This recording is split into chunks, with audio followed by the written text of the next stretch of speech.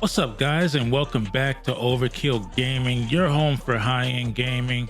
We're back once again with another tutorial video. This one is basically an updated and revised version of how to dual boot Windows and SteamOS on the Steam Deck using an SD card. You guys showed a ton of support on our dual boot videos in the past, and so we decided to release an updated video sharing all of what we have learned since then, because so much has changed. We're going to go over how to install Windows on the SD card, how to optimize and debloat Windows for better performance, how to set up controller support, TDP controls, custom performance overlays, and more. If you guys enjoy this video or find it helpful, please be sure to hit that like button and also consider subscribing so that you don't miss out on future videos like this. We cover tips, tricks, and gameplay performance on the Steam Deck and Ryzen 7 6800U powered devices as well. You definitely do not want to miss out on any of it. We will also be following up this video with other revisions to our internal SSD dual boot and WinDeck tutorials as well. Alright, so this video is intended for those who want to dual boot on the 64GB Steam Deck and cannot dual boot on the internal SSD because of space requirements, or for those who want to dual boot without having to partition the internal SSD. This method is the easiest and most convenient way to dual boot on the Steam Deck because it leaves everything intact on the SteamOS side, and it can be undone by simply removing the SD card. You will also not have to worry about your dual boot getting messed up when SteamOS gets an update or when switching to the preview channel in SteamOS. Now, I should mention that some say that dual booting from an SD card can accelerate wear and tear on the SD card and shorten its overall lifespan. Having said that, I have been dual booting on the same SD card for over a year now and have not experienced any issues with it whatsoever. It's the same SD card you just saw running Call of Duty there just a minute ago. All right, let's go over what you're gonna need. You are gonna need an SD card, obviously, preferably one like the one that I use, which is a 512GB SanDisk Extreme A2V30. Like I said, I've been using this SD card to dual boot on my Steam Deck for over a year, and it has not given me any issues whatsoever. The performance has been great. Personally, I wouldn't use anything less than 512GB, but that is largely going to depend on how many games you want to have installed at any given time. You will also need a separate PC and an SD card reader, or a PC with a built-in SD card reader to create the ISO and install Windows on the SD card. I also recommend having a USB hub and a mouse and keyboard. Not required, but it will make the process go by quicker and smoother. Moving on over to our PC, we already have our Windows ISO here ready to go. Now, you can download the Windows 11 ISO directly from Microsoft. We will include the link in the description. We are going to be using Rufus to install the ISO onto the SD card. We will want to make sure that we have our SD card selected here where it says device, and we are going to press select to load our ISO file. Once that is done, we will select Windows to go. All other settings should be the same as you see here. Next, we will click Start. Then we will select Windows 11 Pro, and Rufus will begin to install Windows to the SD card.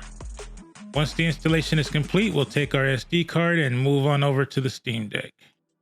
All right, so here we are on the Steam Deck in the boot manager. To get to this point, you will need to insert the SD card into the Steam Deck while powered off, and then hold down the volume minus and the power button until you hear the chime. Once you hear the chime, you can let go and it will bring you into this menu. From here, we will tell it to boot from our SD card, and this will take us into the standard Windows installation menu where we will finalize the installation. Now that our Windows installation is complete, we can install our Steam Deck drivers. And what I basically did was copy all of the files I will need into a folder and then copy that folder into the root directory of the SD card just to make things easier. I have all of the drivers and software that we will install all in one place. Quick side note, you may notice that the orientation on your Steam Deck screen is flipped to portrait mode. We will show you how to fix that here in just a moment after we install the video driver. The reason you do not see my orientation flipped is because I am docked to a monitor and a capture card. During the installation of the video driver, it may flip again, so we will correct this after we install the video driver. After the driver is installed, it will ask you to restart the device, but I typically like to wait until all drivers are installed before I restart my device. All right, so now to correct the orientation, we're going to go into our settings, click on display, scroll down to where it says landscape, and then click on keep changes. All right, next up, we're going to install our SD card slot driver. You're just going to click on setup here and it will install. It's also going to ask you at the end if you want to restart your computer, and we will say no. After that, we will install both of our audio drivers, and they're both installed the exact same way. We simply have to find the file that says setup information, right click on it, and then click on install, and then click open, and then it's going to install. And after these two are installed, you should start to hear sounds coming from the Steam Deck speakers. And moving right along, next up, we will install our Bluetooth driver. And all we need to do is go into the file, scroll down to where it says install driver, click on it. And you're going to see this box pop up here. It says Windows protect your PC. You're just going to say run anyway, and then go ahead and get it to install. And this will be followed by a DOS window. When you see all of the information print in the window, then the installation is complete. And last but not least are our Wi-Fi drivers. We're just going to go into the folder, click on setup here, and this will install the drivers for our Wi-Fi. And once this is done downloading, we will be completely finished with installing drivers on the Steam Deck for Windows, and we can move forward with installing other apps and optimizing and debloating Windows for better performance. Hey guys, we'll go ahead and reboot, and I'll meet you on the other side. All right, so here we are back in Windows. On the other side, we got a few things set up here. We got Steam installed, we got Chrome installed. We went ahead and installed Modern Warfare 2, and now we're going to go ahead and install Handheld Companion. Now, if you are unfamiliar with Handheld Companion, it is, in my opinion, the absolute best software that you can use on the Steam Deck in Windows for controller customization, TDP controls, motion controls, and just overall management of the actual Windows environment for gaming. We are installing the latest build, which is build 0.15.0.3, and we'll go over how to set it up and use it later on in the video. All right, so we're back in Windows after a quick restart of our system here, and now we are going to install MSI Afterburner. Now, we don't actually use MSI Afterburner. It actually comes with another software called RTSS, or Riva Tuna Statistics Server, and this is what we use for our custom overlays. Now, we have a full video showing how to make your own custom overlays. In this video, we're just going to show how to set up Riva Tuner and HWinfo to have your custom overlay display on the screen. If you want to know more about how to create your own overlays, we'll go ahead and link that video in the description. And then after we're done installing MSI Afterburner and Riva Tuner, the next thing we're going to need to install in order for our custom overlays to work properly is going to be HWinfo. HWinfo stands for hardware info, and what it does is it collects information about what's going on with the hardware, and it is able to pass on that data to RTSS, which we can then plug into our overlay. This feature is called shared memory support. HWinfo has a free version and a pro version. In the free version, you have a 12-hour limit for shared memory support, after which you have to come back into the settings and check this box right here. In the pro version, you don't have to do that. We have not felt the need to upgrade to the pro version. After you've copied the settings that you just saw, go ahead and click start. And next, we're going to go into the overlays folder where I have my overlays stored. I'm going to copy these two overlays, and I am going to drop them off in the directory where RTSS looks for the overlay files. Now, once we have RTSS open, I am going to enable start with Windows. It's going to launch in the background. We're going to go down here to click on setup and then go to plugins. And then we're going to click on overlay editor. And once we make it into the overlay editor, we're going to go over here to where it says layouts. We're going to click on that, scroll down to where it says load. And this is where I'm going to deposit my two overlays. These two overlays are available for download for anyone who wants to try them in our Discord channel. All right, so here's one of the overlays here. This is overlay number 4. This is the overlay that I typically like to use in games like Call of Duty or any competitive shooter where I can't really have screen real estate taken up by an overlay. And here's overlay number 3. This is going to give us a little more information. Now, as you may notice, it does not show the temperature for the GPU here on the Steam Deck because of the way the APU is designed. On the INEO, it does give us that information, but not here on the Steam Deck. So exiting out, we're going to go back into setup here, and in the hotkey handler, I like to set this to number 9, and this is so that we can toggle the overlay on and off later on when we set up Handheld Companion, and we're going to show you how to do that. But before we do that, we're going to show you how to optimize and debloat windows for better performance on the Steam Deck. First thing we're going to do is power down the unit completely and then hold the volume up and power until we hear the chime. That'll bring us into this menu here, and then all we're going to do is scroll over here to setup utility, and then we're going to go to advanced, scroll down to where it says 1G. We're going to change this to 4G. Now what this does is it allows Windows to use 4 gigabytes of RAM allocated for VRAM as opposed to 1 gigabyte, which many have noted does increase performance specifically in Windows gaming. Now after you've saved and exited, it's going to reboot back into Windows again.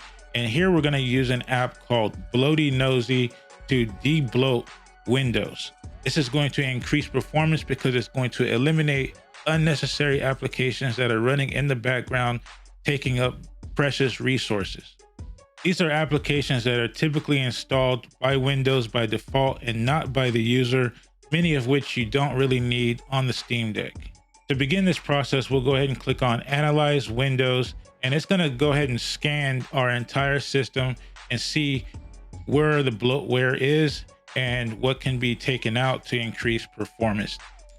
And here we've completed our scan, and it says that it found 36 features that it doesn't like, which should be fixed. And to do that, all we have to do is go up to this button here that says fix, and it will begin to remove all of those items. And then we came across this here, which says bloatware from Microsoft, Adobe HP, etc. We right click on that, and then we just basically move all of these applications over to the right side by clicking on move all, and then click empty bin and remove apps. Now it may not be able to uninstall all of them, but it's going to uninstall most of them. You can select which apps you want to keep, so you don't have to actually uninstall all of these apps. You can tell it, no, I'd rather keep that. And if you do delete something, it can restore it back for you. All right, so now the last thing we're going to do is we're going to increase the virtual memory to 11 gigabytes. Basically, virtual memory is storage space on the SSD that Windows uses as if it were RAM. To access this, we right click on this PC and click on properties, then go to advanced settings and click on settings under performance, and then go to the advanced tab. And here you see it says virtual memory, and you can see by default it has it set to 2432. And what we want to do is increase that to 11,000 or 11 gigabytes. To do that, we're just going to set both values in the initial size and the maximum size to 11,000, and then click on this button here that says set, and then we're going to click on OK, and then it's going to tell you that you need to restart your PC in order for it to take effect. All right, so we've restarted our PC. We're right back in to the advanced settings, and we just want to make sure that our changes have stuck here. So we go in here and we can see that it is showing 11,000 megabytes or 11 gigabytes. Now, one issue that we encountered when dual booting Windows and SteamOS on the Steam Deck is that whenever we switch back and forth between Windows and SteamOS, it would throw off the time and date in Windows, which could result in games not launching, specifically Game Pass games. This is because Windows and SteamOS use two different date and time formats. Windows uses local time while SteamOS uses universal time. And what we want to do is get both to use universal time.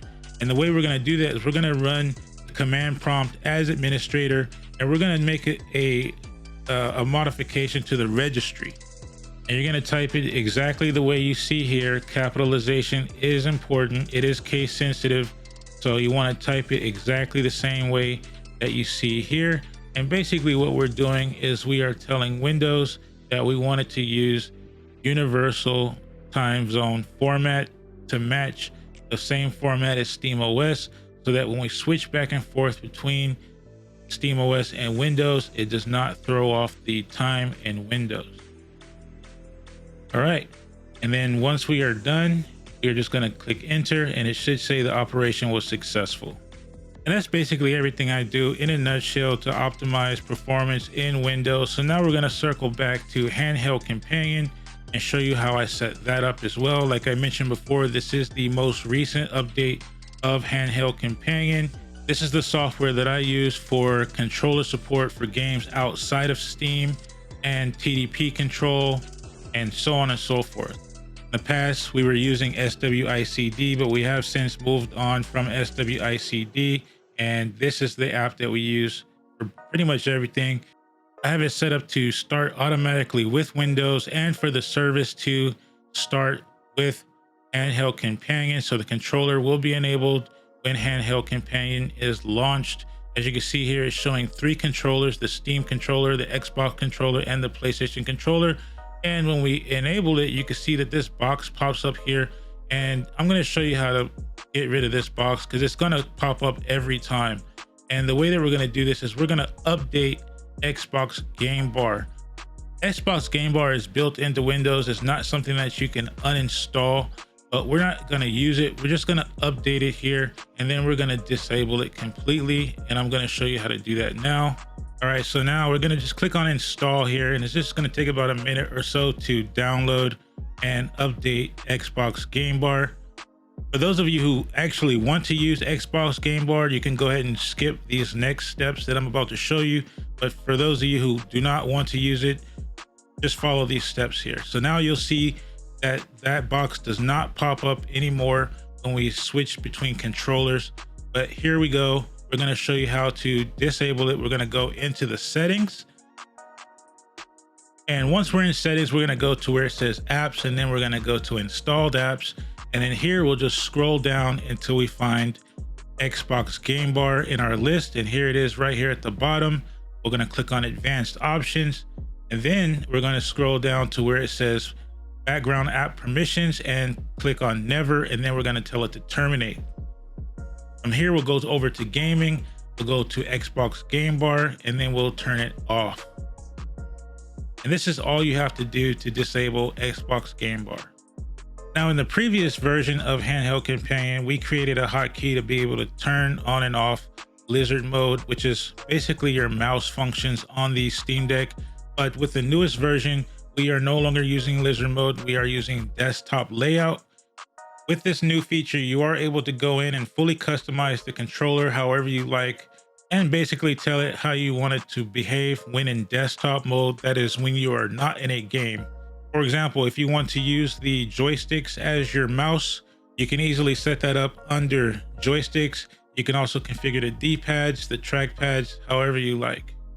And then here under profiles, you can create a profile for specific games. This profile will be saved and launched whenever the game is detected. Here under the overlays tab, you can configure an on-screen overlay of the controller, which will mimic all of your actions on screen. Now, what is probably the most used feature in Handheld Companion for me are the hotkeys. Here you can see I have a hotkey set up to summon the quick tools window. So when I press the 3-dot button on the Steam Deck, this is what's going to pop up. I also have a hotkey assigned to display the touch keyboard. I have that bound to R5, which is the back paddle on the back of the Steam Deck. I also have a key bound to show the desktop. So if I want to get out of a game and show the desktop, I can easily do that by pressing the L5 button on the back of the Steam Deck. And then we have our number 9 key, which we assign in RTSS to be able to toggle on and off our performance overlay. And here you can see in Handheld Companion, we have assigned the number 9 key in our custom hotkey, and we have it bound to our L4 button on the back of the Steam Deck so that we can easily toggle on and off our RTSS performance overlay. And just to show an example, here we are in Call of Duty, and you can see we are pressing the L4 button on the back, and we are able to toggle the overlay on and off on the fly with ease. And on the right side here, you can see we have these pin buttons. And basically what this does is it allows you to bind these functions to the quick access menu so that you can just click a button and then access that function. We also have the ability to change our TDP on the fly here in the power management section of the quick access menu. As you can see, I have everything set to 15 watts. And we also can change our resolution as well on the fly here in the quick access menu. And if we click on the back arrow, it'll take us to the main page of the quick tools menu, where we can also change brightness and volume from within Handheld Companion. So I think this pretty much covers everything. This is basically how I set up a doable on my Steam Deck using an SD card. We will follow up with another version of this video for the internal SSD and also for running Windows only on the Steam Deck as well. We hope you guys enjoyed this video. If you did, make sure to leave a like, subscribe to the channel so that you don't miss out on future videos like this. Leave your thoughts down in the comment section. If you guys need help, hit us up in Discord. We're over there all the time providing assistance. Feel free to drop by. All right, guys, we're out of here. We'll see you in the next one. Peace.